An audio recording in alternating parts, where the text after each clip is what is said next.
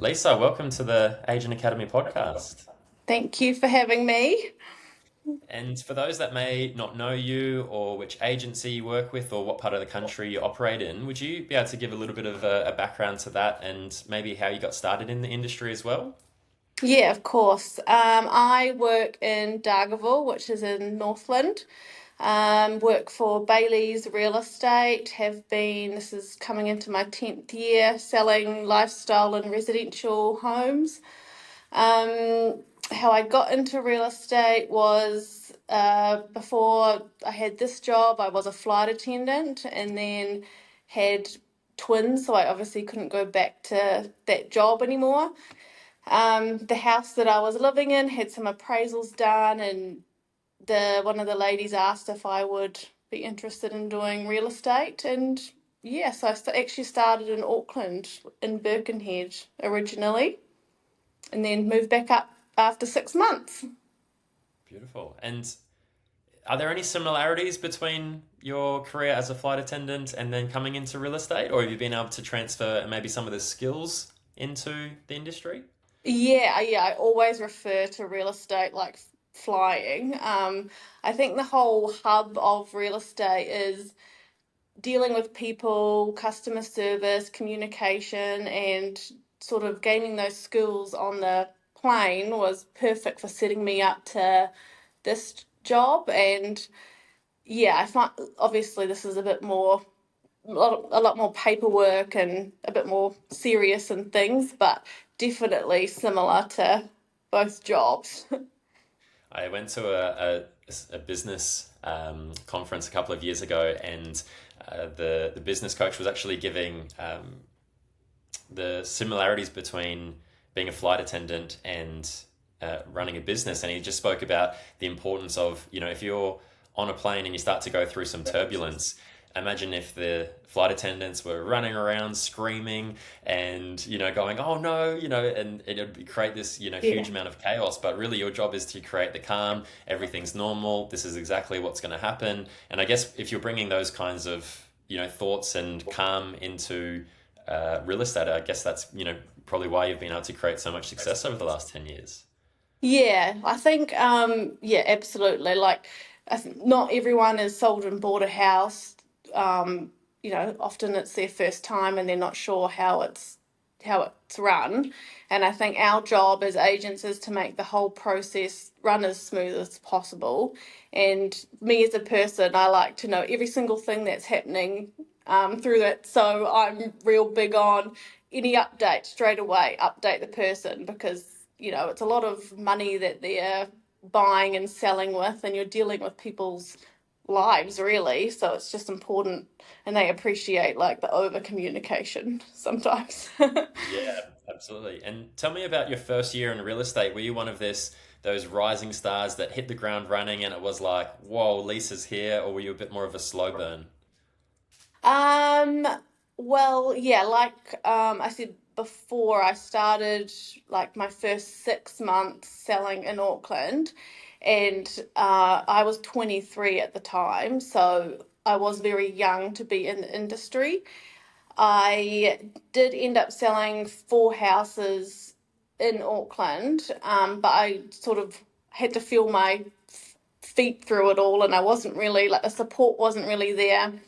Then Bayley's asked if I would move back, and I started with working alongside Catherine Stewart, who was a top country Bayley's agent, and yeah, she definitely gave me the a good solid foundation on how things work, what to do, not to do, and then after a couple years, I sort of felt like I wanted to sort of do my own thing and wanted to do residential as well because at that point I was just doing lifestyle with her and she was doing the bigger farms.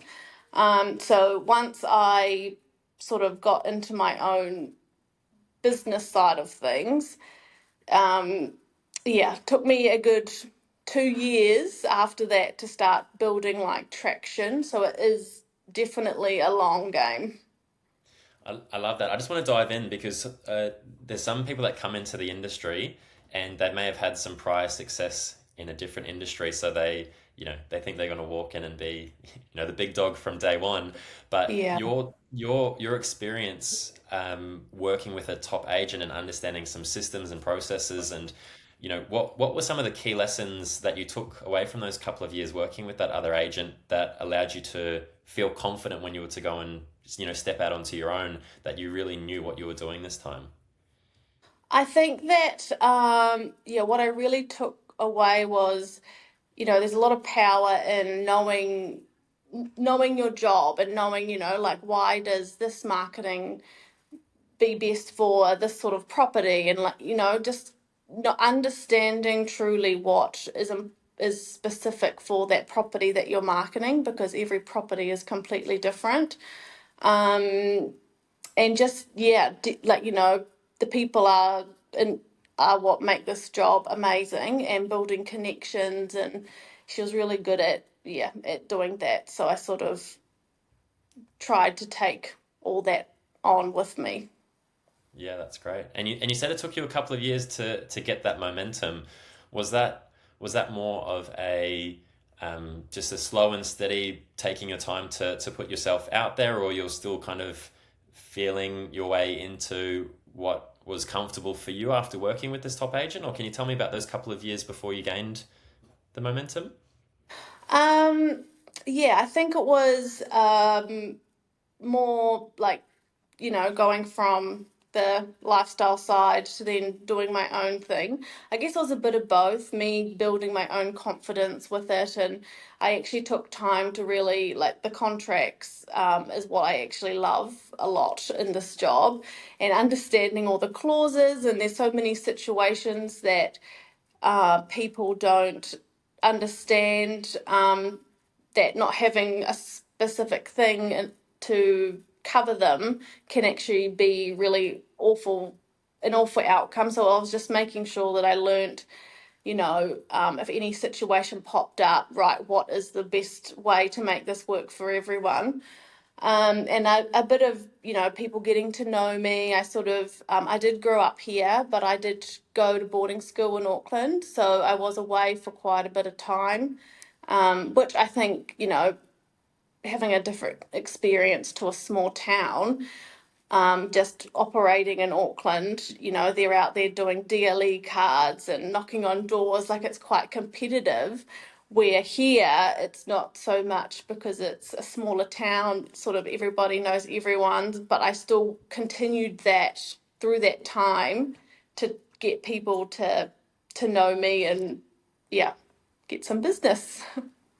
So what were some of those key strategies? Was it did you have a couple of lanes in terms of the DLE flyers and the door knocking, or was it cold calls, or was it social media? Did you have a couple of these avenues that you just did consistently?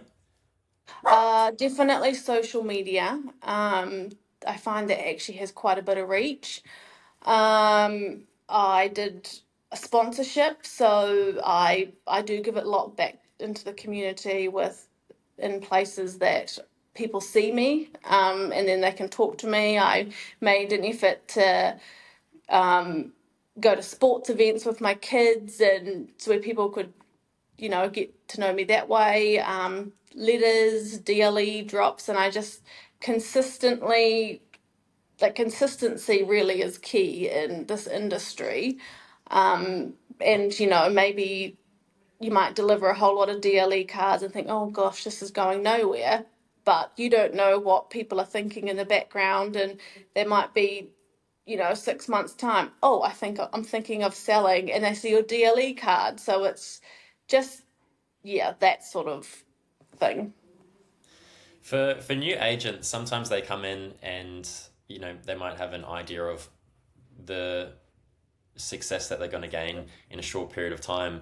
What would you say to someone that's coming into the industry about that consistency? Is it just knowing that, look, you're going to be putting in the effort and someone might not contact you for 6, 12, 18, 24 months, but you still need to do the activity now?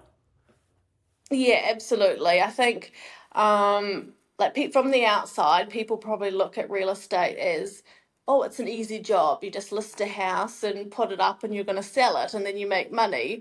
But the amount of background work there is with, keeping in contact with these people and then finding a way to still contact them. Over the years, sometimes I've, met someone 4 years ago and then they sell 4 years later, but that's a relationship that needs to be nurtured. It's all about the long game. And it's just important to, keep on those relationships too, because it is it is a job that you do just have to, whether it's a DLE, that street, or a text, or you got them on the database, or you've got, they're following you on social media. Like, these are all different touch points that you can keep in contact with those people without having to sit down and have a coffee with them. Or it's quite nice here because sometimes when you go to the supermarket, you're sort of me seeing people and you're just touching base with them there. So it's a little prospecting situation. Yeah, I assume you go to get some bread and milk from the dairy, and it's like turns into an hour and a half trip. Yes, yeah, it took me 3 hours once to get around the supermarket. I was like, oh. And then when it comes to staying in contact with people, I love the diversity in terms of you're not just, only calling people or only doing the flyers. Like, there's the variety that allows people to connect with you in a different way. When it comes to, doing some calls and connecting with people that way, what's your attitude? Because I'm just thinking from an agent that's been in the industry for a while and maybe looking to respark their career, they've got the list of names and they can sit at the desk and just the thought of like, I'm gonna call Bob. What do I say to Bob? Like what Yeah. dialogues or what type of value do you try to provide when you're having maybe like a phone conversation with your database? Um, it's just, you don't want to feel like or them to feel like you're just calling them because you want to sell their house. You have to sort of, it's nice to just talk to them on a friendly basis, seeing, how they are, and just be interested in, what's going on in their world.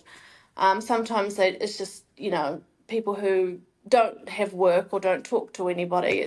They sometimes you're on the phone for them for a while because they've got an opportunity to talk to you. Um, yeah, I think like different people I talk to, I have different connections with, and then I sort of, if there's a common interest there, then we talk about that. And sometimes it's not even real estate in general. Um, yeah, probably 80% of the time, like, it is for real estate, but I don't like people feeling like I'm genuinely interested in them and helping them in their life, and that's, what we're there to do. It sounds like you're. It sounds really silly, but actually caring, just being a good person. Thanks. It's it sounds awful to say it like that, but just like you're just calling people to check in, what's happening. If they ask some real estate questions, that's great, but it's just this connection. Yeah, it is. It's just connections, and people do appreciate that. And I do just even, I'm always like, if you need anything, just give me a call. Like, if, sometimes I have clients, like if they're a bit elderly or something, and I'm like, oh, I'm coming your way. Like, do you want me to get some milk or something? Like, it's just, Nice. little things like that go Yeah, a it's long been way. being thoughtful, yeah. Did you find it more difficult to get the momentum in your business, or did you find it more difficult to begin to maintain it? It's not, you're starting to carry quite a few listings, and it's like, okay, we need to put some systems and structures in place to actually ensure that I can maintain this level. Yeah, it does get to a point where, having the time to talk to prospective clients, but then also managing the inquiries and talking to them and then talking to your vendors. Like, there is a really hard balance there. So I'm not perfect. Sometimes I'm like, I'm focusing on a deal and then there's something will give way, and the deal's the most important out of like all the other things to get it across the line. Um, yeah, but in my diary, I do try and block out a few hours here and there through my week. I think structuring the week to, um, say, okay, right, I'm going to call this many new people, and this hour's going to be talking to clients, seeing like follow up after a sale is very important to check in on that person. A lot of agents, they just sell and then you don't hear from them again, and they'll remember that. Yeah, Mm. totally. Um, so for an agent that might, I think a common theme with a lot of agents across the country is they go through this roller coaster where they go hard on the prospecting and they're carrying two or three listings, and then all of that prospecting after 6 months has kind of gained the momentum, and then they're carrying five or six or seven listings, and because they're not used to that kind of workload, it becomes too much. So then the prospecting, like you said, kind of goes out the window because you need to get the deal done, and then a couple of months goes by and then they're back to only carrying two or three listings.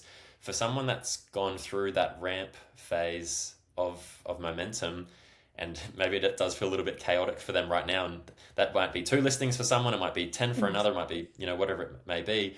What advice would you have to them in order to be able to step back and put in some systems or some structures, or how should they look at their week, or maybe hiring someone to make sure that they can operate at that level without feeling overwhelmed?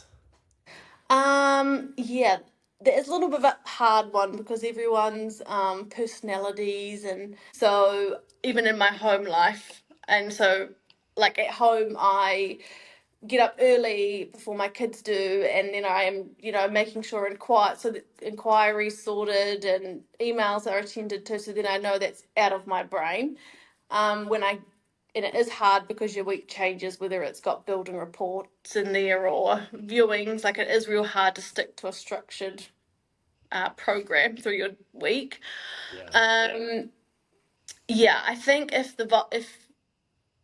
someone's getting a lot of listings in, it it is quite good to delegate that job to someone else to get that prospecting going. So then that person's focusing on getting the work in, and then the other person's trying to, get all the campaigns going and set up. I did have a sales associate, and that was she's decided to leave real estate now, but um, the my job was to, take time to nourish those relationships and get the work in and get it all set up, and then both of us would do viewings, and it would that was a really good balance. We would share open home weekends, 1 week on, 1 week off.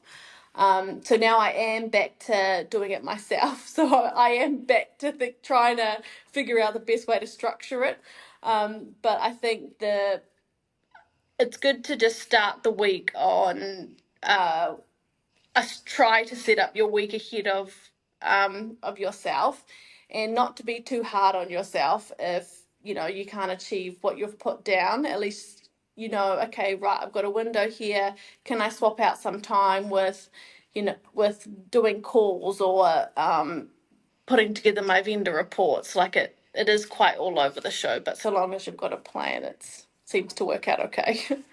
Yeah, I love that. I think what I'm really hearing is more along the lines of, what on your worst week, what can you get away with? Like if things are Yeah. completely chaotic, like what does your worst week look like in terms of, can you still fit that little pocket of calls in, or can you still fit that pocket of flyers in, or, doing those little touch points with people. And if you can do that on your worst week, when you have a good week, well, it's just going to be normal and easy.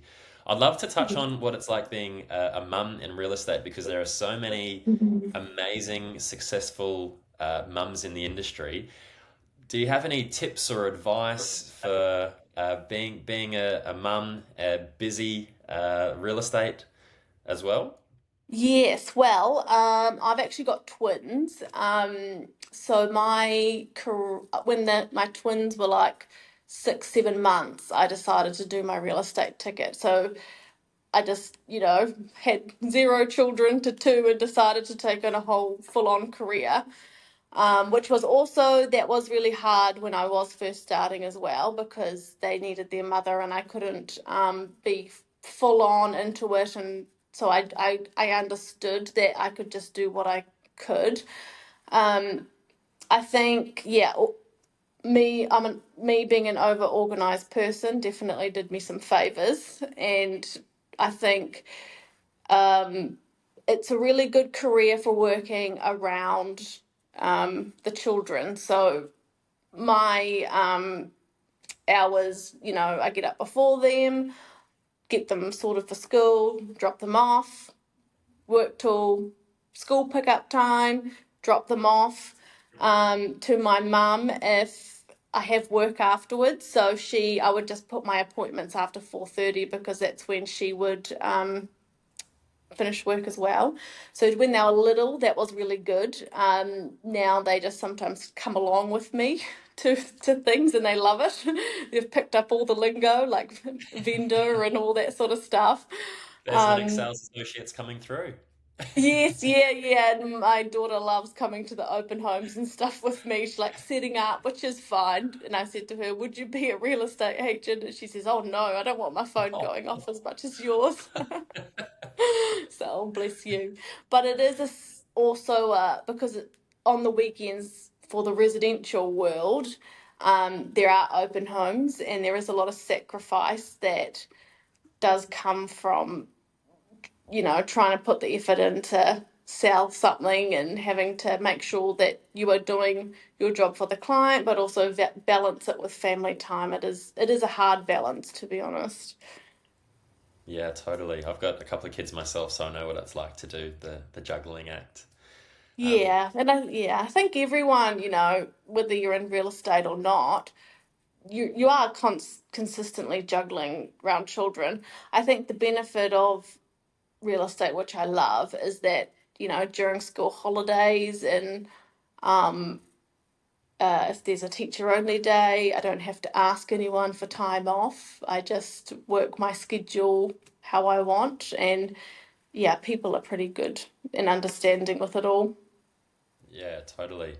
I'm picking up a couple of really key things here. The first one was just your ability to be consistent, and that's a common theme across successful agents. It's just, it's not just going and doing the thing once or twice, it's being able to put that together for years. The second thing is, yeah, that playing that long game, not trying to be too worried if you're getting those short-term wins. And then just what you spoke about a little bit earlier in terms of structuring your week. Just, the reality is real estate has a whole bunch of things that come in from left field, and you get that random call that is urgent, and but ultimately if you can try to stick to as much of a structure, have these pockets throughout your week where you're getting the important things done, and then the rest of it you can just kind of play the game. Yeah. They're the three big things that I've taken away from today. The last thing I'd like to ask is if you're speaking to an agent that might be a little bit stagnant in their career, or maybe looking to get a bit of a re-spark, what advice would you have to them to maybe change their perspective on missing some goals maybe in 2024 and 25, and how they can go and have a huge 2026 and regain some of that momentum? Yeah, that's a good question. I think, if going for appraisals and not winning the business, it is quite disheartening. Which there's a bit of resilience there that you need to sort of have. I did when and I still do. If I was to say lose a listing to another company or another agent, I do always ask, can I ask you sort of why, just so I can work on my own business? If there's things that I'm not aware of, it just helps me to grow as a person.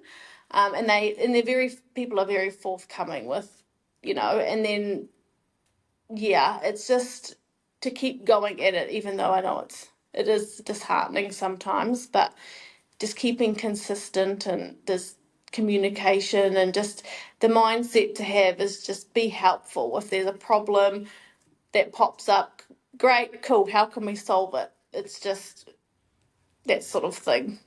I love that, Lisa, because I assume for most people when they're early in their career, they lose the listing and they think, oh, that's okay. I'll go and chase that feedback so then I can improve. But after 5 or 6 years, it starts to become a little bit resentful of like, oh, I can't believe they're going with Lisa, bloody Lisa. She's winning all the listings. Instead of going, okay, there's something clear that Lisa's doing that is making her successful. I just need to be asking the vendors what was it about my offer that was missing, or why did you Yeah. choose Lisa? And then I actually can go and improve that. But if I don't make that call and I never find out why they didn't go with me, then can't improve.